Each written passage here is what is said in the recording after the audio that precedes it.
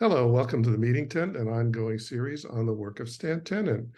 Before we get started, I'd like to introduce our usual cast of characters: Adele Packer, Daniel Gill, Michael Andron, and Levana Tenen. So today we're going to go a little bit outside our comfort zone. This whole series dealt with our level of expertise within the Jewish realm, but Stan stepped beyond that, and he was always looking for metaphors outside of the Jewish perspective to show that his ideas were universal and that it came along in other works of art over the centuries. And today we're going to explore one, maybe two of those. And in the book, Alphabet That Changed the World, you'll see, if you have the book in the appendix, you'll see the poster that we're going to show. And this has to do with Rumi, the poet Rumi. Jalal-ad-Din Muhammad Rumi was a 13th century Persian poet. Apparently his work is the best-selling poetry in the US. So many of you watching this may be already familiar with Rumi. And the literature that he wrote is beautiful, and you should definitely check it out. And one of his works led to what is called the round dance. If you've ever heard of a whirling dervish, it has to do with the Medlevi round dance that was inspired by Rumi. And so Stan found this and found the correlations. I say, let's just jump into it, and then we can, and then Levana, maybe you can give us some background on it. So this is the poster we're working with. This is Stan's poster and there were several variations on this continuous creation. And he's basically showing us all the different metaphors. Again, if you look at this poster, and it is also in the book, in the appendix, I mean, you'll see, and we'll spend more time exploring this specific poster. We did a little bit, but we can definitely go into this a little bit more. But if you notice on the top right, Aladdin's lamp, and the Star of Seeds, the crescent and the moon. So you can see there are other perspectives here that Stan's showing. So he took this poster and he applied it to the geometry of Rumi's Medlevi Sufi round dance. Now, this is based on a poem that is also in the book.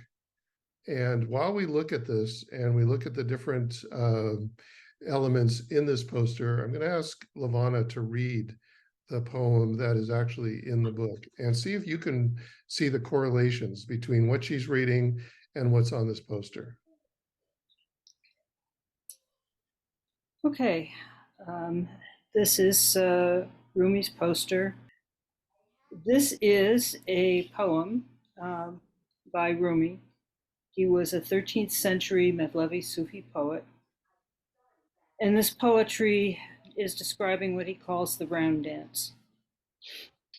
Come, come, let us whirl about in the rose garden. Let us whirl like a compass around that point of divine grace. We have sowed many seeds in the ground and turned about the barren place. Let us now whirl about the grain which no granary comprehends. I am turning beside the Sultan. I am like a goblet in the circle of dancers, turning from one hand to the other with my story. Come, come, O thou who art the soul of the soul of the soul of the round dance.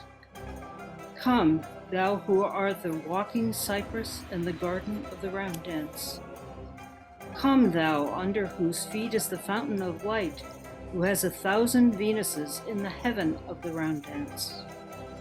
You leave the two worlds when you enter the round dance. The roof of the seventh sky is certainly high, yet even this roof does not reach where reaches the ladder of the round dance. So you can see some of those stanzas are on the poster itself. The soul, the soul, the soul, the round dance. And Stan goes into it a little bit more. Do you remember when he did this or came up with this? Well, the Rumi poem, he spotted that very early, back in a time period when it was before we wound up focusing much more in a focused way on Jewish tradition. This was back in the period when he was basically looking everywhere, looking to find commonalities, which he believed would be there. Um, yeah, and also we had a couple of friends who were uh, following a particular Sufi teacher in Berkeley, and so etc. So that this was part of his knowledge base. What he saw in this poem was correspondences to what we call the continuous creation drawing. That's the blue toroid in the middle with the bronze colored first hand model in this poster about the round dance. Yeah, there you go. He saw geometric correspondences. He saw correspondences in the function of each particular point. You know, the fact that the roof of the seventh sky is certainly high, yet even this roof does not reach where reaches the ladder of the round dance. What the poem appears to be talking about is the the place from which what we've been calling the shefatal, the flow of energy that keeps the universe going, and that is beyond dimension. It's beyond counting. It's beyond all concepts that we can conceive of. Even it's certainly high, yet even this roof does not reach where reaches the ladder of the round dance. I'm just picking that one because it was only one page flipped back instead of two. Another one is where he is talking about, where are we?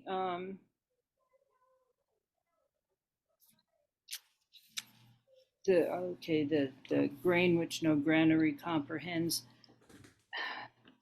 There's just a whole lot of physical imagery which he found.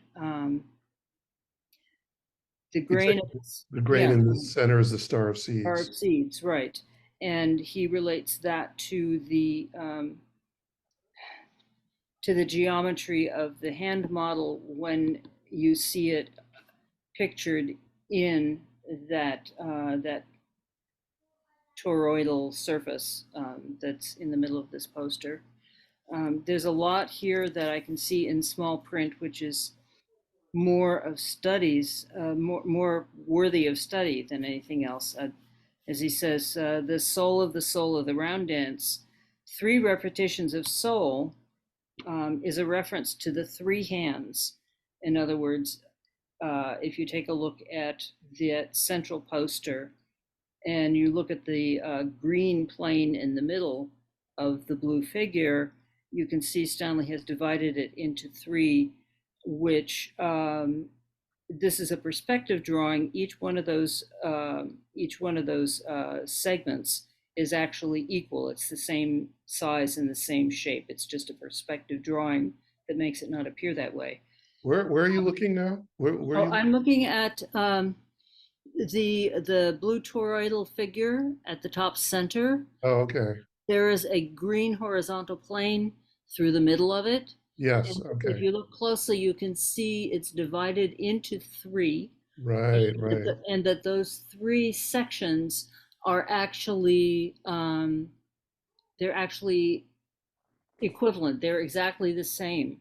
Yeah. Basically, just dividing that circle into three. The reason why they look different is just this is a perspective drawing, and that's what you do if you're drawing in a perspective drawing. And what he is saying that this is a reference to is the fact that there are three, if you divide that in three and put three first-hand models in there, that's the goblet and the circle of dancers turning from one hand to the other with my story. You know, 3 hands but 12 fingers or dancers on the circumference.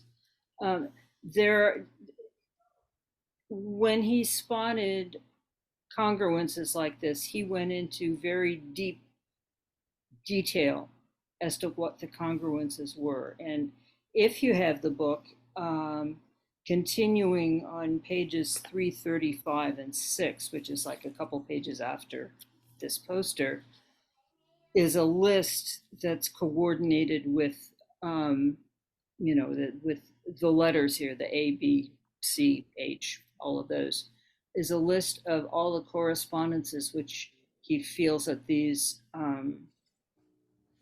images suggest. And one thing to remember is that when Stanley came up with these long lists of many different correspondences, some of them he was certain of, some of them were suggestions, but what it's meant to make you think of is that these physical relationships, these geometric relationships, seemed to, and our research definitely found it, seemed to pop up in many different traditions. You need to be able to read, some translations reflected that and some don't, but he consistently found this, things corresponding to this continuous creation image in many different cultures. And what that said to him is that there's something intrinsic to either our consciousness, our world, the way in which people explore things.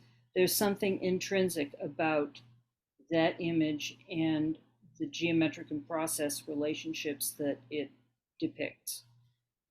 So here's Stan trying to use a scientific method to disprove his theories, and he just keeps finding new examples from varied sources that nobody else has ever made a connection with, and at least not in our lifetime.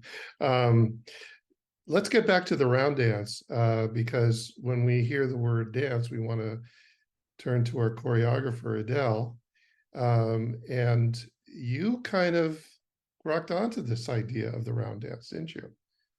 Yes, I remember Stan pointing it out to me, that section of the book. And of course, I got to it as I read through the book.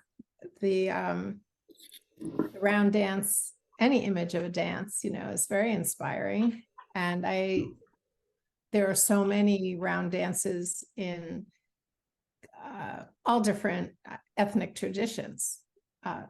It's a community. As soon as you have a circle dance, you have this connection, and it rings true.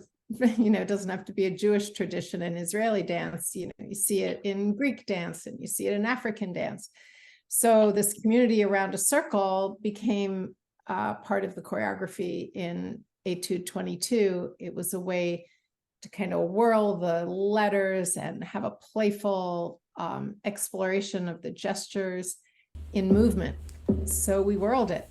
And it was interesting because the musician was playing, Ilan Dahara was playing on his own when I came in to work one day. And I said, "What are you playing? This is so interesting." It was on 5. And we had made this circle dance on 4. And I said, "I'm going to change the whole circle dance on 5." So all the dancers had to relearn the entire dance. What does that mean on 4 or 5? It was literally a 5/4 piece. And it had a little bit of a Greek feel to it. And so I just I hope that sound of the phone call coming in didn't disturb, but anyway, it was 5/4. So we changed it from 4/4 to 5/4, which gave it a lilt and a little complexity that it was exactly what it needed. So it was a lot of fun to choreograph that and to have that theme at one point in the dance, and then to repeat the circle dance. It wasn't always, when it repeated, it wasn't always on a 5/4. Although it might have been, I just can't recall. It was in 2019 now. It's already some distance on that work. Yeah, but I definitely used the gestures of every letter from Aleph to Tav throughout the circle dance. As it repeated and as it went through, every letter came in. So it was a lot of fun to weave it. A part of the round dance in terms of the Medlevi round dance has to do to getting a state of ecstasy, the spinning. And it's still performed today, I believe, in parts of Turkey and maybe other places too, maybe here in the US. But there are certain rules, and only certain people are allowed to do in the Muslim culture to do the round dance. But there are definitely— Is it a round dance for an individual? In other words, like a whirl? It's spinning. It's dervish? spinning. There's a group. Okay. There's a group, and you can see the videos on YouTube, and they wear Yes. these beautiful outfits that are round at the bottom. Yes. Also, yeah, if you go to, like I said, it's just, and you can see that the dancers are in a state, of ecstasy, Yeah. and they have to be qualified to do it, and there are, certain rules that go, but and I mean, it's been done obviously for centuries. So here we have Rumi, who lived in the 13th century.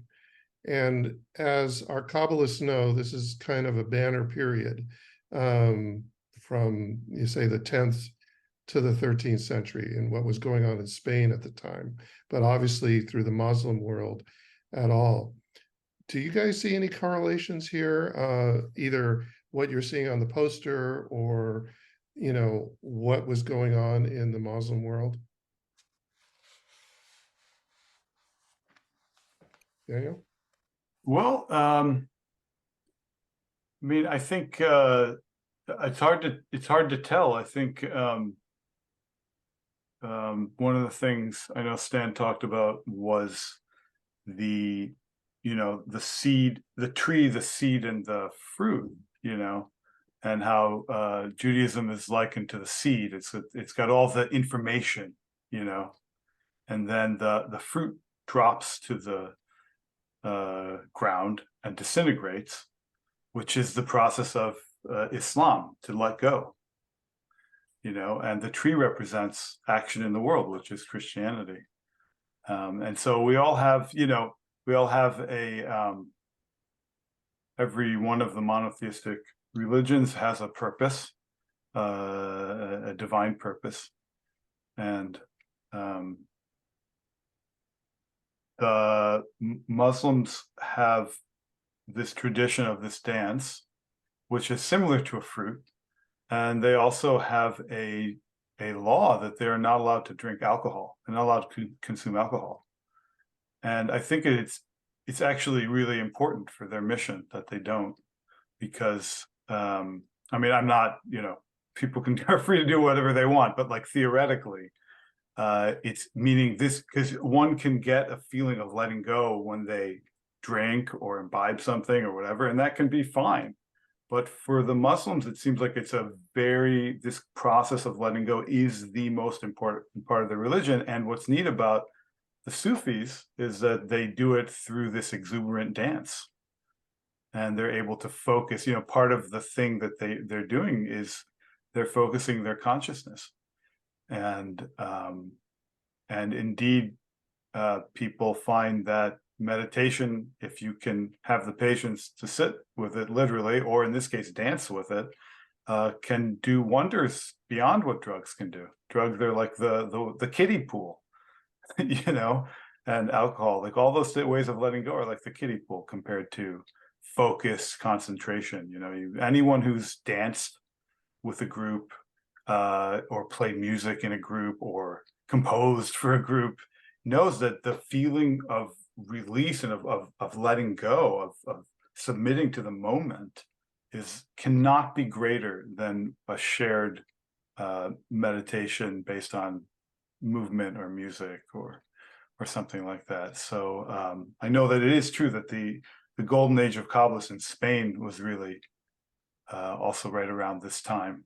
So the Shari Ora and the Ramban before, and then the Ramban's teacher, Rabbi Azriel of Garona, were all in this time period, and Moshe de Leon. So it's a very, very, I mean, boy, wouldn't it be neat to just even for a moment go back in a time machine and hang out with all those people, because they weren't fighting, as their relations were still pretty good, you know. So it was a neat time in the world history. Yeah, they tell one of the golden ages where Jews, Muslims, and Christians were able to communicate, and so much great work came out of this period in Spain, in Islamic Spain, which ended about the 14th century. And before, when Daniel was referring to letting go, he's talking about, he's referring to Stan's Tree of Abraham model that demonstrates the three religions in that image of a tree, a seed, as Judaism. It's on our website, the tree being the manifestation, and then Islam being letting go of. So I won't get into that for now. Michael, do you see any correlations here in any of the studies that you've done over the years? I have more questions than answers. I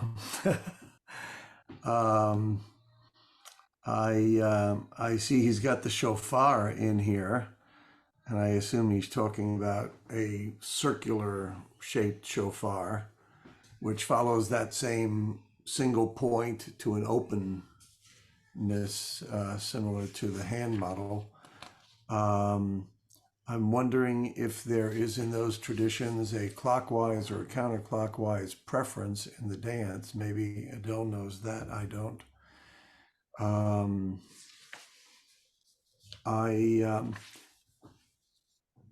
You mentioned just in your overview that this is to achieve a state of ecstasy, being in the dance. That's understandable. I mean, there's a certain, I don't mean like out of control, but there's a certain dizziness that comes with that whirling around in circular fashions.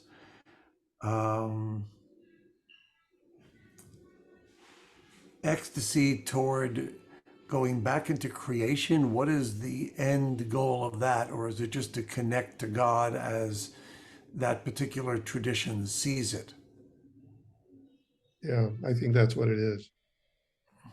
Yeah. Okay. I mean, do you have any? You don't have any video of these, or the spinning? Of either the one that Adele did. I mean, I've seen Sufi dancing. I'll be interspersing the one that Adele did. I'll be putting that while she's talking. Okay. See how she did that. But you know, her purpose wasn't to reach ecstatic. It was for art. You know, more of an artistic expression. But yeah, Adele. Yeah, but I could say that there was a sense of spirituality, especially as the circle pulled into the center with all of the dancers' arms. And the very bottom of this poster on 334, the geometry of Rumi's. Yeah, let me put it back up. Sufi round dance, on the bottom right, the compass. And he uses the hand model, you know, as a circle of a compass, and as though the 4 fingers were the dancers. And let us whirl like a compass around the point of divine grace. And that's really the essence of a circle dance. While it's connecting with community, there's something about the center of the circle, whether it's spoken or unspoken, that connects the whole circle together. And I think that was more what the dance was about than a whirling dervish in one spot. It definitely wasn't exploring that, although those whirling dances are amazing. And I know that the dancers are reaching a higher and higher state. It's an elevating state that they're coming to as they whirl more and more and more. But this was just more playful and community oriented.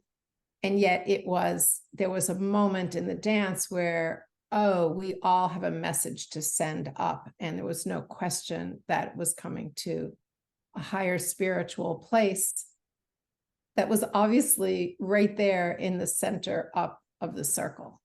So I think that's the inspiration I got from this. I wasn't researching. But the Rumi's dance actually was. I was really just creating something new. Yeah. That actually intrigues me because I haven't heard you describe that part of your dance in exactly those words.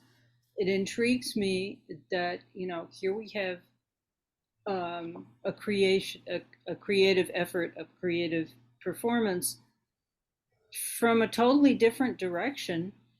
And it wasn't necessarily your intention, but this community and point of energy in the center happened.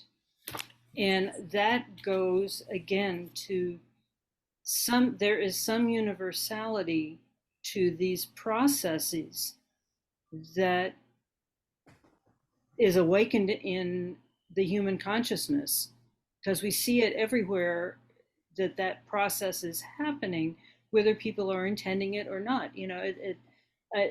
Thank you for saying what you did, because it's there's something intrinsic about this, and that I think was something that Stanley always perceived, that there's something in accordance with our nature as conscious physical beings, that these processes in these shapes, a process happens in a shape. It's just part of how we're built, and that he was finding this in various different ways embedded into traditional Jewish material, was something that he and I feel is very important and not known or seen by very many people. And I'm recalling now that metaphor that was in the little film that we showed last week, this animation of the letters coming down and then the letters going back up, that was an important seed idea that came in at the end, where the narrator spoke of the prayers from our heart that sometimes falter or come out a little awkwardly, that when those letters go up, God organizes them and hears our intention. And so there was something in the narration that supported the end of that circle dance when the arms were going up. And there was also a little bit of a whirling activity in every dancer in the spots on the floor that were the sephirot at the very end of the dance, when the letters were being said and turned. We kept turning as we were gesturing the letters. And by the end, all the dancers were spinning in their place, and then it's kind of ended with a flourish. That was the end of the whole piece. So, you look back sometimes on maybe a visual artist will draw something, or a poet makes a poem, and they look back later and they see something that opens up for them that they didn't maybe know consciously at the time they made it.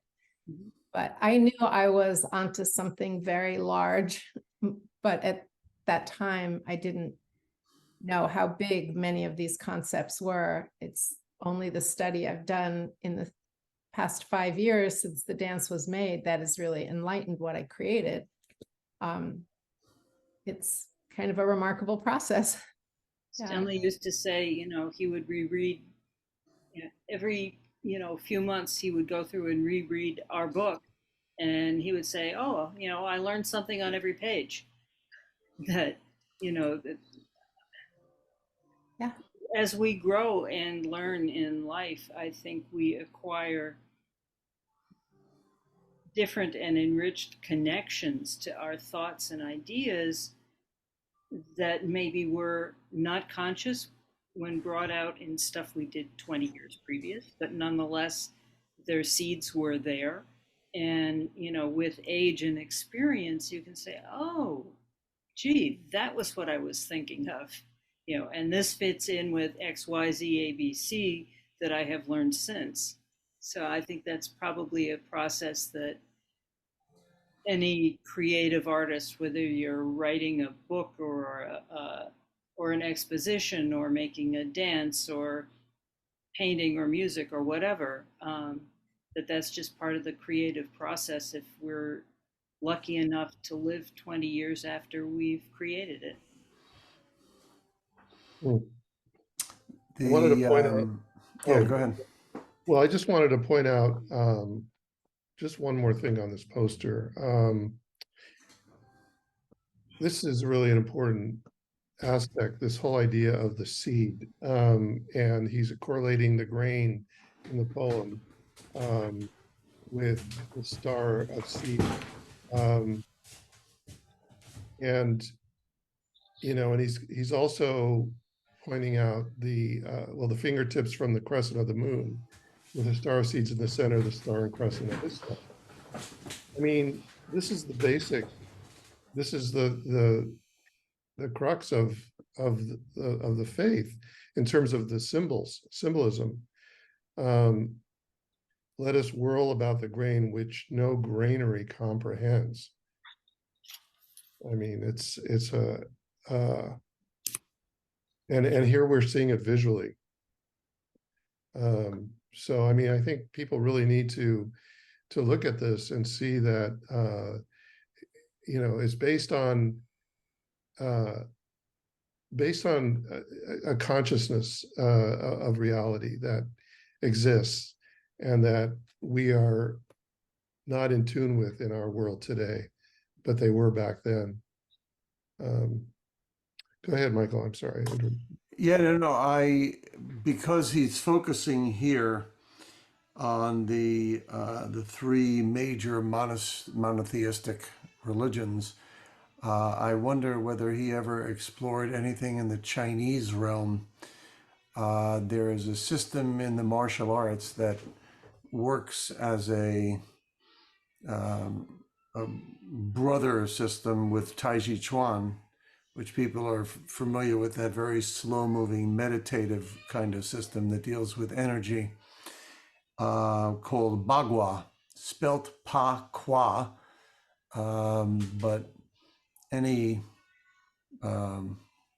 well-defined person speaking the higher Chinese would say Bagua, which is done not in an XY axis as most of the martial arts are, but done on a circle. The primary exercise of Bagua is walking the circle, and you would achieve a pose, and you would place a B that's P apostrophe I, pronounced B with the B sound, and it's made out of different stones. You'll see decorative jewelry with simply a circle with a hole in the middle of it. And in martial arts, as you achieve greater achievement, you would receive one as almost like a belt, as we think of it in the martial arts, as a symbol of rank, that you are able to walk the circle at a higher place. And the focus is always on the middle. You're always aware of the middle. And the Bakwa is something that you see. I wish I had realized this beforehand. I went looking, I thought I had it in here. But you've seen the three broken lines, either a straight line or a broken line. And there are 8 of those, which is what Bagua means, the 8 trigrams layered 1, 2, 3. And then those are put together to create 64 hexagrams, which is what you have in the book of the I Ching, and is used as an oracle of sorts. You ask a question and you create these, and then 1 hexagram, that's your answer, so to speak. And of course, the answer is within you, but each one has a particular aspect of life or understanding or some inner understanding.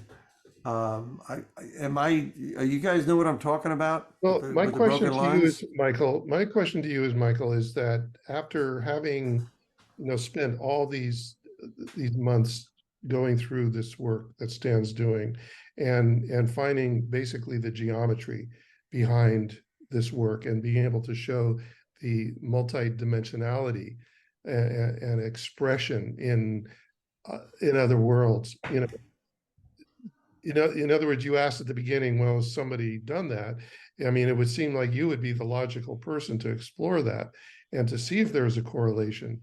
Not being, steeped in geometry, obviously, that would be kind of difficult, but instinctively, is there that correlation that Stan made in terms of finding these ideas with Rumi's dance and being able to express it in these ways? Obviously, in the Eastern cultures, they're expressed differently in different ways. And I'm not saying look for the math, but look for that expression that goes beyond the two-dimensional. Well, you have to realize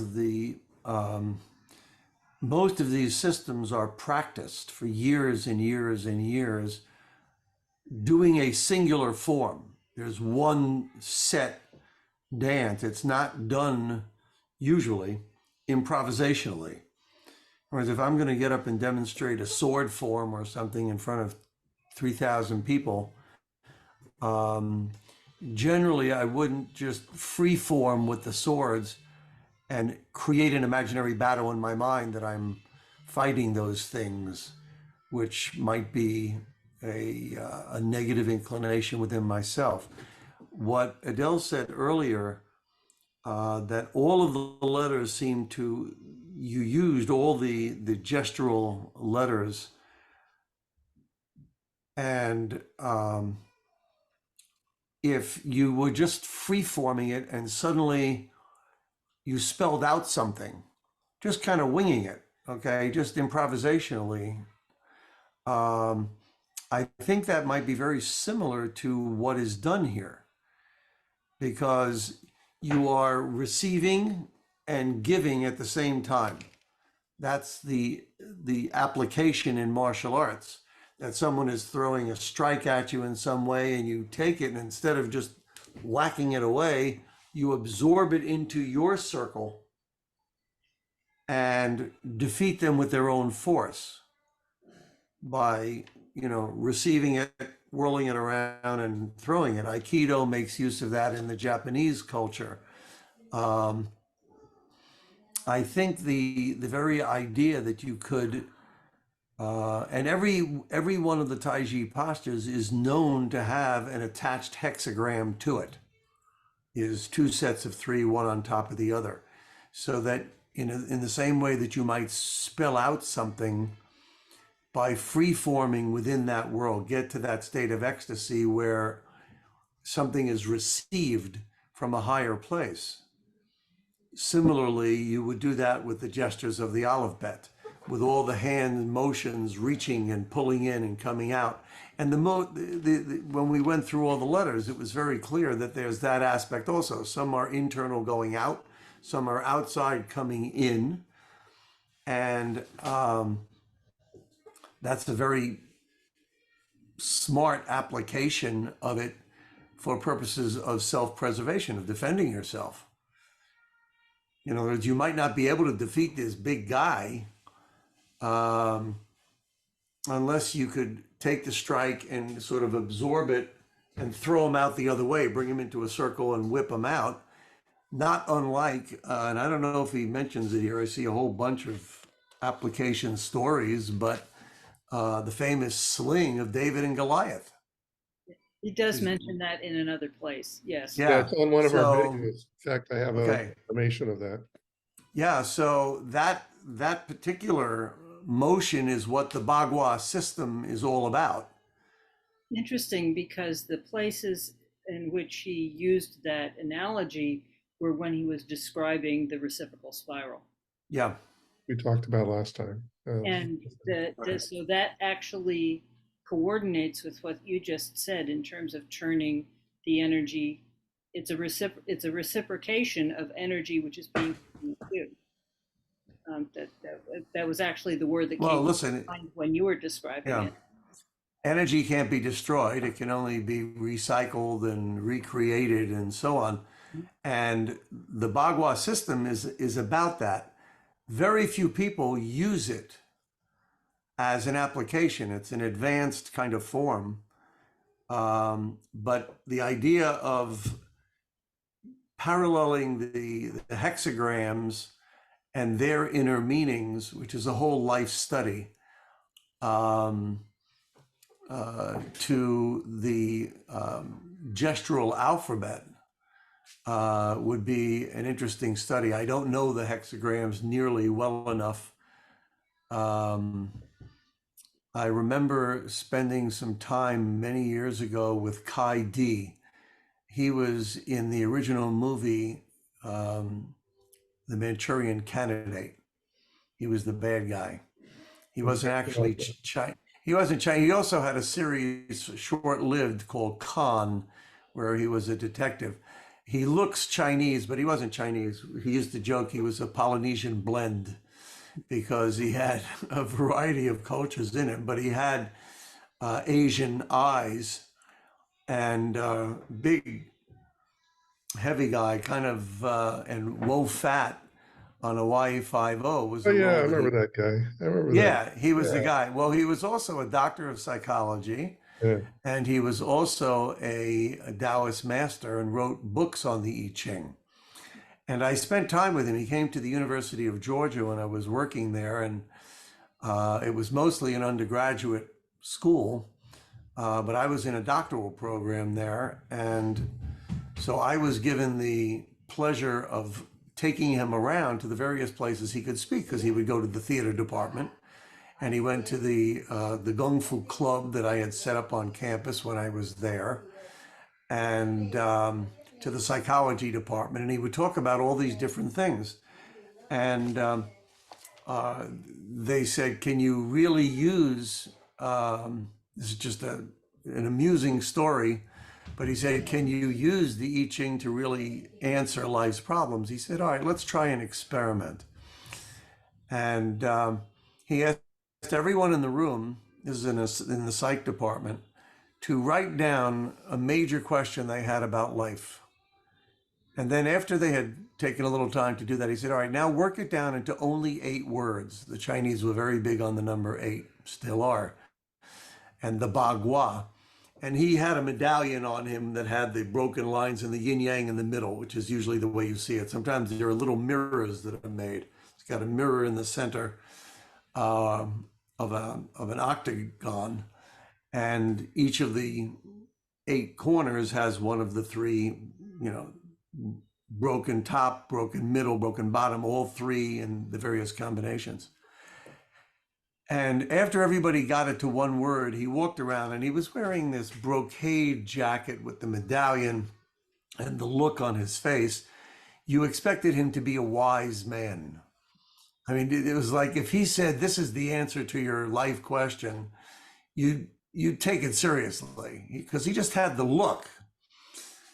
And he went over to the first person and he picked it up and he read their question. And then he slammed his fist on the table. And he went to the next one and he picked up a pencil and snapped it and threw it up in the air.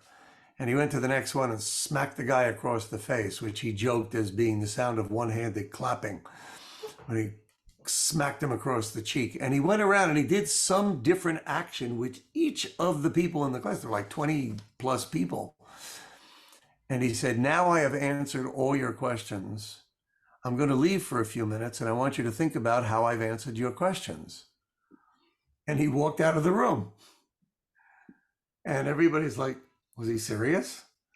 And so they all began to look down and wrote down notes that he was encouraging them to understand what the answer to their life question was.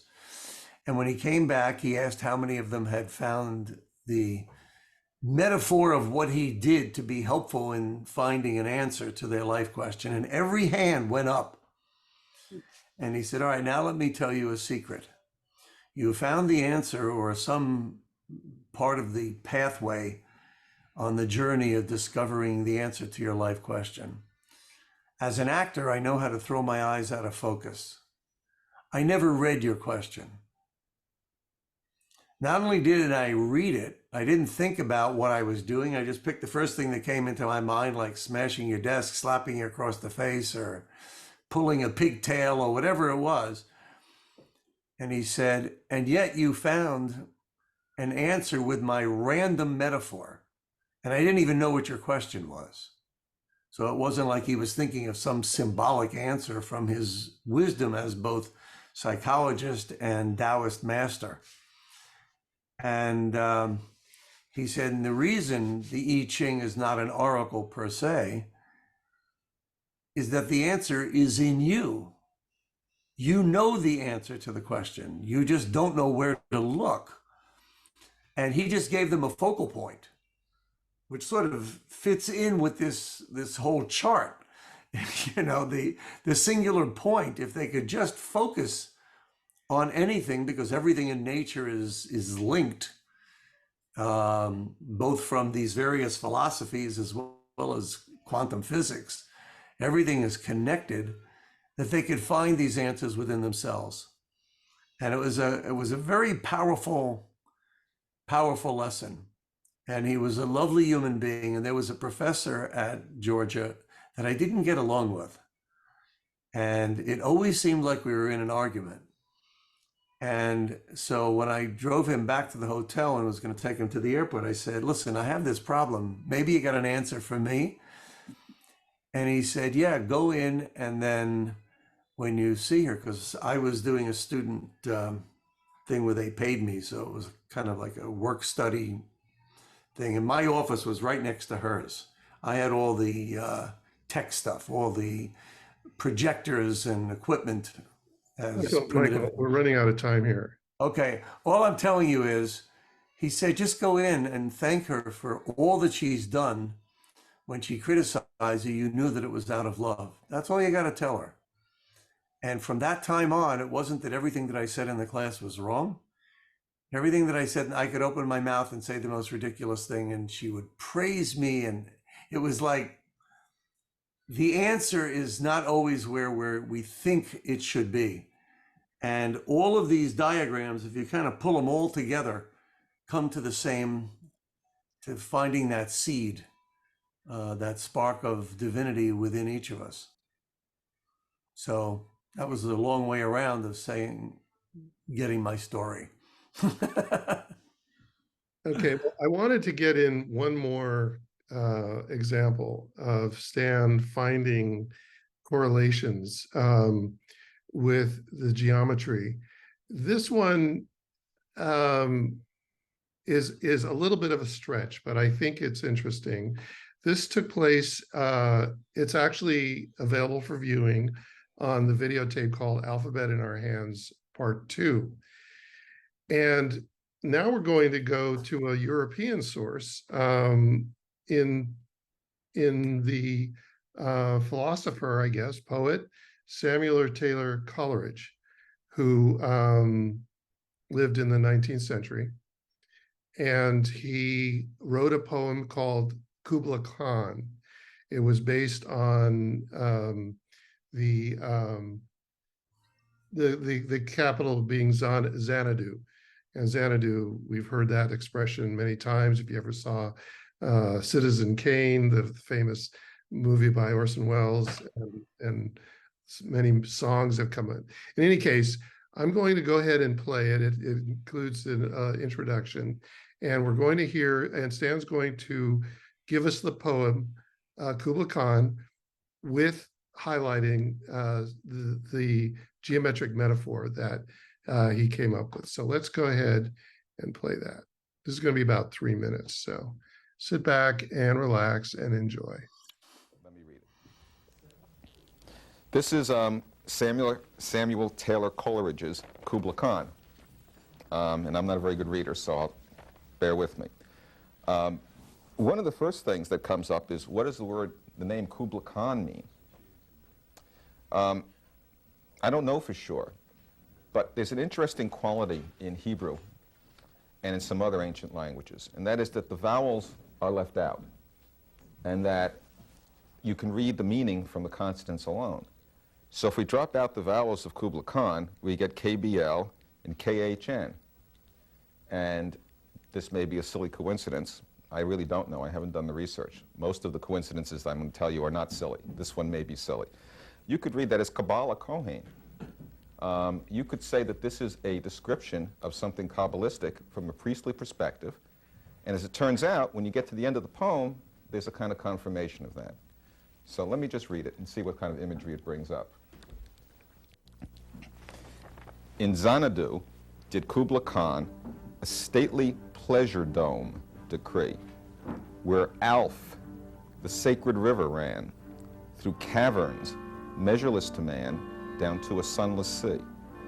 So twice 5 miles of fertile ground with walls and towers were girdled round, and here were gardens bright with sinuous rills, where blossomed many an incense-bearing tree.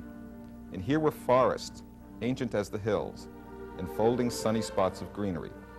But oh, that deep romantic chasm, which slanted down the green hill athwart a cederned cover, a savage place, as holy and enchanted as air beneath a waning moon, was haunted by woman wailing for her demon lover. And from this chasm, with ceaseless turmoil seething, as if this earth, in fast thick pants were breathing, a mighty fountain momently was forced, amid whose swift, half-interred burst, huge fragments vaulted like rebounding hail, or chaffy grain beneath the thresher's flail. And mid these dancing rocks at once and ever, it flung up momently the sacred river, 5 miles meandering with a mazy motion. Through wood and dale the sacred river ran, then reached the caverns measureless to man, and sank in tumult to a lifeless ocean. And mid this tumult Kubla heard from afar ancestral voices prophesizing war. The shadow of the dome of pleasure floated midway on the waves, where was heard the mingled measure from the fountain and the caves. It was a miracle of rare device, a sunny pleasure dome with caves of ice. A damsel with a dulcimer, in a vision once I saw, it was an Abyssinian maid, and on her dulcimer she played, singing of Mount Abora. Could I revive within me her symphony and song, to such a deep delight 'twould win me, that with music loud and long I would build that dome in air, that sunny dome, those caves of ice, and all who heard should see them there, and all should cry, beware, beware. His flashing eyes, his floating hair, weave a circle round him thrice, and close your eyes with holy dread, for he on honeydew hath fed, and drunk the milk of paradise. Now let me walk through it again and see if I can give you some sense of how what I just read might refer to what we're looking at. You should know that Samuel Taylor Coleridge was an opium addict, we are told, and he was financed in his poetry and writing by Thomas and Joshua and Hosea Wedgwood of the famous China fame. I think it says it on the copy. And he worked with people like Charles Lamb and William Wordsworth and Robert Southey, some of which were well known to have been involved in mystical pursuits. So they might have had an awareness of the model that we're talking about. And in an opium reverie, a poem describing the sacred geometry that we're saying is common to experience and cosmology might have been prompted by that cosmology. The poem might have. And so if you want to see Stan's explanation of that, then watch the video, because he then continues on the continuous creation chart on that same program. That's Alphabet in Our Hands, Part 2, available at meruvideo.com. Who else? I mean, who would find that? I mean, That was all, yeah, that was one of those that was, you know, look at this. And, the Rumi poem, I think, was more directly related to the kind of things that Stanley was actually looking at. But I don't know if Stanley goes into it in the film, but there is in that old lecture, but there's a story about, why the poem ends as it does. Apparently, somebody knocked on Coleridge's door and woke him up, and that was it. He never finished it. That's the legend around that particular poem. Um, and there's always speculation as to, you know, was he doing opium at the time? That was something that was rather popular in his era, in his place. And I think that's quite possible, not at all outside of the realm of possibility that, it was an opium dream. But that doesn't invalidate Coleridge's vision. I find it interesting, but there are a lot closer hits than that. Nonetheless, you know, it's an indication of how Stanley's mind works, that he was looking for these things, and some with further looking confirmed themselves, and some with further looking wound up soaring. There are better examples. um, so I that's agree. I mean, yeah, I totally agree, but I found it really interesting at the time when he presented that. And I mean, he didn't just read it and let it go. He went into it, yeah, right. explanation. So, but yeah, that was a period in English, the literary history, and all those authors and poets back then were all up. I mean, Alice in Wonderland, that whole era was filled with these metaphors and correlations to And lots of opium. lots of opium and other things. And not unlike a lot of the creative work that was done in the 60s by musicians under the influence. So we're certainly not making any judgments about that. Anyway, I wanted to throw that in. It kind of fits in. Any other final comments? Well, look, I mean, Stan was really a brave person.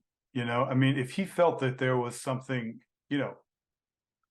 something even outlandish that seemed like it kind of made sense, and he let it out there, And so to his mind, on the one hand, it was kind of, well, this is kind of fun, but on the other hand, he was really serious.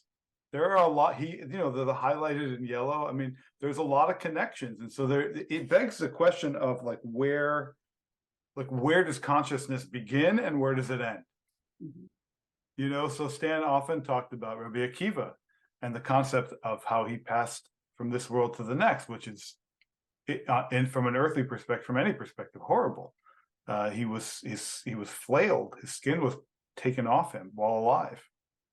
But what Stan said about that awful occurrence was, yes, but you have to understand that that has something to do with where do I begin and where do I end? That's the skin. And that's a very, very important concept. And that Rabbi Akiva faced it with unbelievable courage and even, not self-abnegation is not the right word. He faced it with transcendence. He achieved transcendence. So Stanley Coleridge is over and doing opium or whatever he's doing. He's this crazy poet, and Stan Tenen is delving into the depths of the Hebrew alphabet and of Genesis, and yet there's a connection, right? So where do I start and where do I end? Where does consciousness start? Where does consciousness end? And I think that's it's a neat example of both how to be brave and also how to make connections. And it goes without saying that if you haven't heard the rock band Rush's version of Xanadu, it's their take on it. You must take a listen. It's a really, really cool song. It's a kind of version of Coleridge's thing, but Anyway, that's my little 2 cents. Please go look at Rush because it's an interesting take, and maybe it'll inspire you. I don't know. And don't forget, this is all about Stan's concept of geometric metaphor, that intrinsic in everything. And Levana has pointed this out many times, that we live in a world of geometry. And so this was Stan's really emphasizing this point and looking for examples in real life, and knowing that, you know, things are not static, and things, it's all about movement, and it's multidimensional, and it's all around us, and trying to find examples in literature and history and all the different elements of our past, putting it all together.